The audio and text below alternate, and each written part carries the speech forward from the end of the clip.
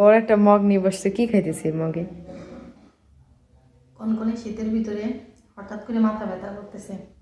মা চা বানাইছে, আমি একটু বেশি করে নিছি, কাপে আমার হবে না, তাই ভাবলাম আমি মগে করে নিই। তো মগে করে নিয়ে খাইতেছি, দেখি মাথা ব্যথা একটু কমে নাকি। ওষুধ খাইছি তাও কমতেছে না। শিল্পীরা গান গাইতেছে, পাশে অনুষ্ঠান হইতেছে। তো আজকে 3 দিন ধরে হইতেছে অনুষ্ঠান না? আজকে 3 দিন ধরে পাশে অনুষ্ঠান হইতেছে, বড় মেলা বসছে আমাদের এই জায়গা। এত শীত, কিসের আর মেলায় যাব? দিনে তো বাড়ি থাকতে পারি না, যা একটু রাত্রে মেলায় যাব। এত পরিমাণে শীত, শীতের মধ্যে যাইতে মন চায় না।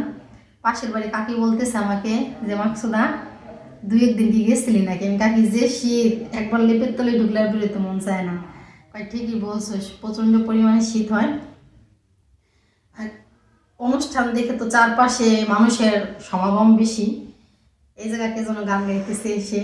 আর এই জায়গা, এই পাশে একটা ছেলে আর একটা মেয়ে প্রেম করতেছে, কি করতেছে না। আমি কি করছি, খিল্লা এছাড়া দিছি পরে ওরা ভাবছে আমরা এতক্ষণ দেখছি জানলা দিয়ে, উঠতে ওরা দৌড়। প্রেমে একটু ডিস্টার্ব করে ফেললাম, ঠিক না? আমার কথা বলতে বলতে আমার চা ঠান্ডা হয়ে গেল, চা খেয়ে নেই।